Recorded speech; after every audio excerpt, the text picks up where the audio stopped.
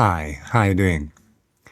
So I get around 5 calls a day about televisions when the customer break the screen, crack the screen, it's fall down, whatever, and they asking if we're replacing the screen, how much it cost. Actually, they're not asking if we replace it, it's just asking how much it costs.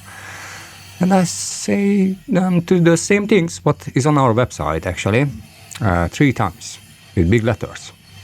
We do not replace cracked skin. And after these individuals is asking, so what do you do then? So this is one thing what we do with televisions. So this is a mainboard. On the mainboard you have a chip. This is a NAND chip.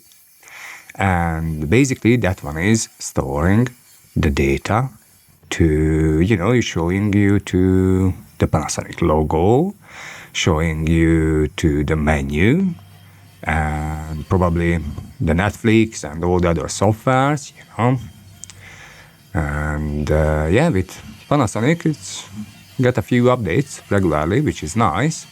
Unfortunately, all of these chips have a limited lifetime when you can write on it. And because you write on it every time when you turn on the television and it's picking up the EPG, Electronic Program Guide, where is the channels, what is coming up, and also all the software updates and everything, and whenever you upgrade the software, that one is coming down. These chips are die after a while. Now many times you can read it, but you can't write it anymore, which is a problem because whatever operation system is on your TV, Android or whatever special thing, doesn't matter.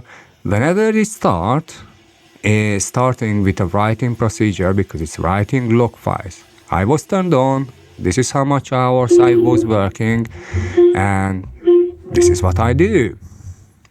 So if that one is not working, the TV can't turn on, and usually you stuck with the logo.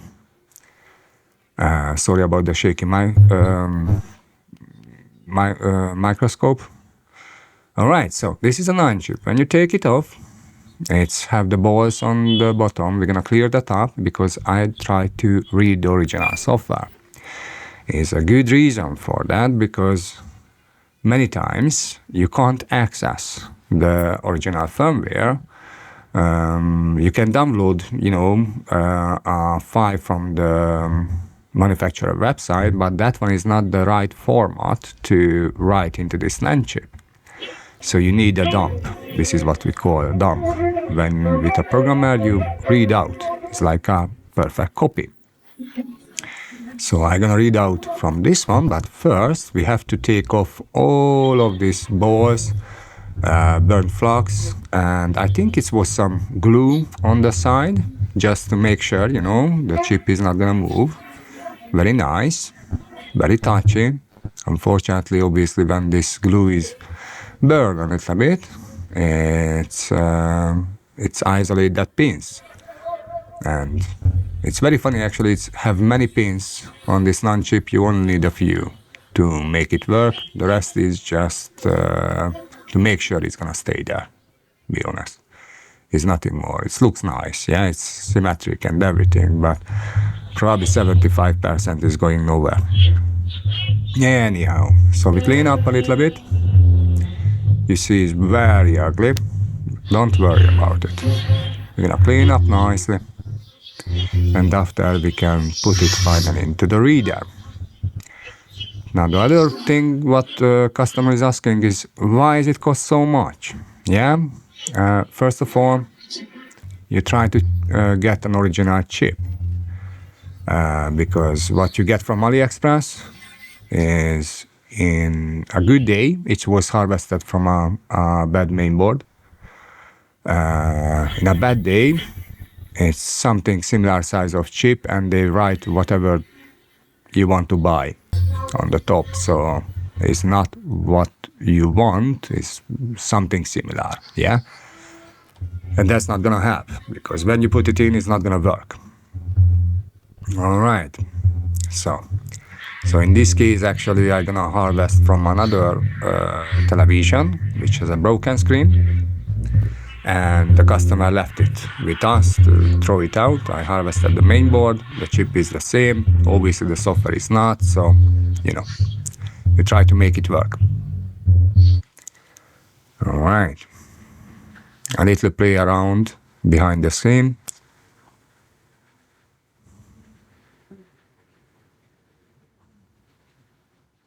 All right, once all of the pins are nice and shiny, we can put it in the reader. Now, if it's a little flux is staying there, then yeah, probably you can read it. It's not a problem. The problem is on the reader side, it's gonna be get dirty and dirty and dirtier with every chip. And once upon a time, you get to a point when you have to buy a new one. And yeah, it's not cheap. Who knows? Yeah. All right, so let's see the reader. We have a little bit older reader here, but it's doing the job. T48. You see, this is how many pins you need. And we have these converters for different size of chips. You just have to find the right one, which is fit. And once it's make a nice connection, yep. All right, good. You don't want to crack it because we're gonna close up the top, and that's gonna apply pressure on the chip.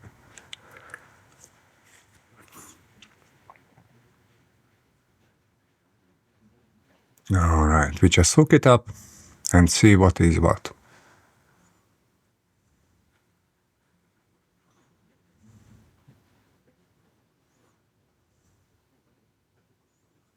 The software is nice, at least it tells you what you're looking for, what kind of converter and everything else. Now this is take a while, okay? So basically around 1 hour to copy to another one. On the new chip, this is another one, it's a new one now. I'm gonna put solder balls on it. I mean, in this case, many people using solder balls. I'm using a solder paste because we're not working in big volume. So we always have different chips and all of them have tiny bit different ball size, which mean I would obligate to hold 4, 5, 6 different box of solder balls, which, it's not a good idea. So I'm using this solder paste.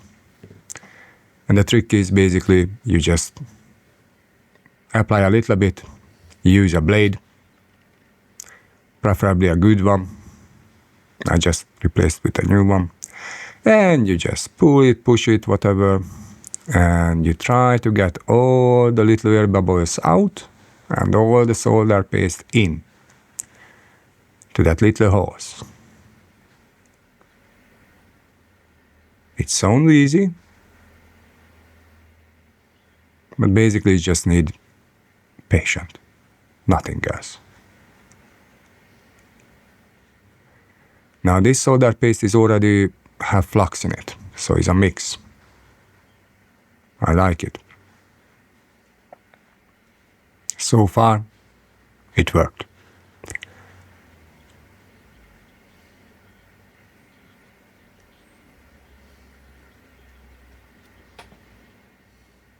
You see, we still have a little bit on the bottom, but we're gonna sort that out.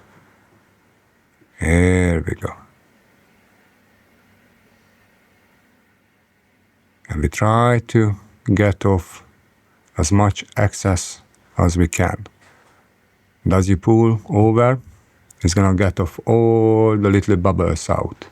It's gonna be a holder every time. After a while, all of them is filled. As I said, the chip is not using all of them, okay?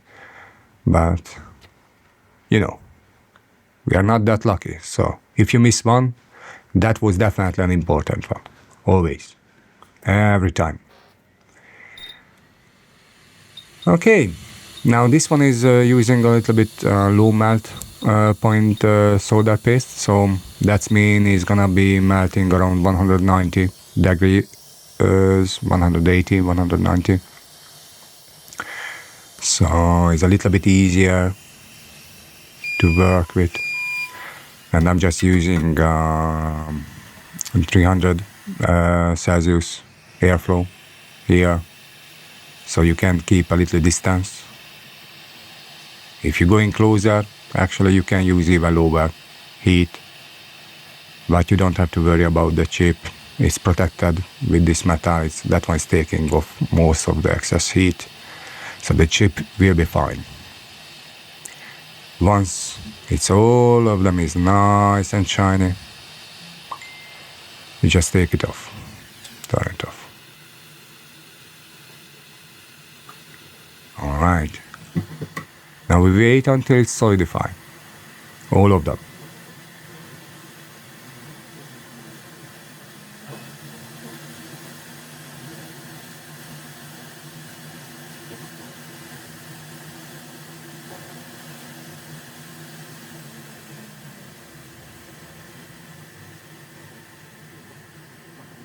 And after we try to remove it.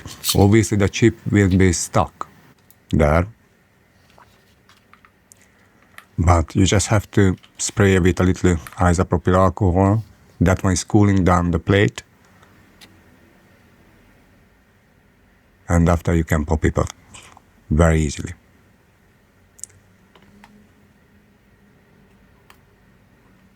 We don't want to damage the stencil. Finally, I find the right one. I'm so happy. Fine things is, usually you're not buying this one by one. You're buying in a set. So, you know. Now check the balls. I know some of them looks a little bit smaller, but it's gonna do the job. Don't worry.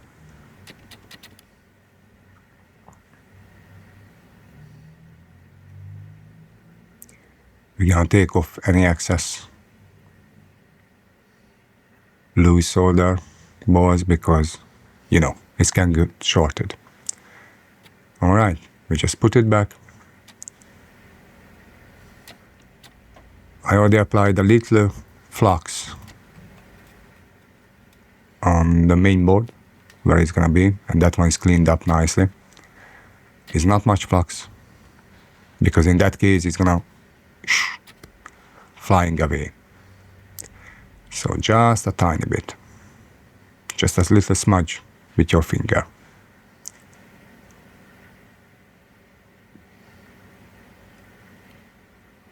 And you just have to put into the right position.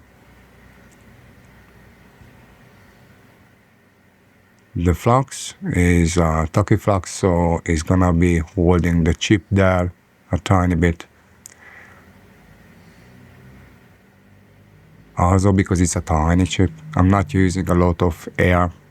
It's only using 80-90 liter per minute. Because if you blow it with 160 liter, it's gonna fly away immediately. It's happened before, not easy to find. All right. And yeah, if you try and you feel it's not easy to put in the right place, you are not alone. I could cut this one very shortly. I did one before. But sometimes it takes me 5 minutes to find the perfect place, especially with bigger chips. If it's a smaller one, not a problem. It's easier. With bigger ones, it's a little bit harder.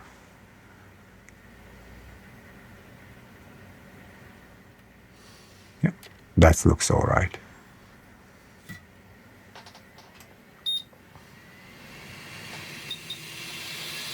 When you heat up, you hover a little bit around it, yeah?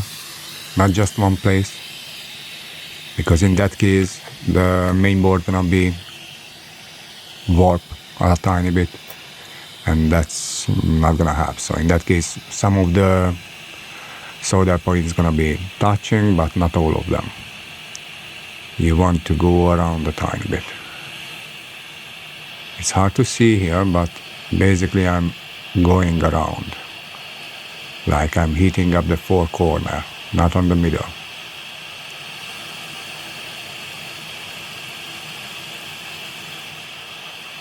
Nice and slowly.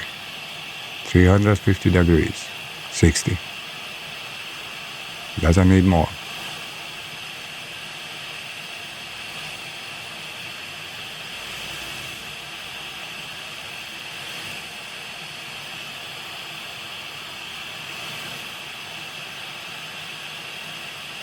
So how long does it take the whole things? You take apart the television, you take out the main board. With Panasonic it takes sometimes half an hour to take off all the excess metal pieces what Panasonic is attached it. It's not always easy.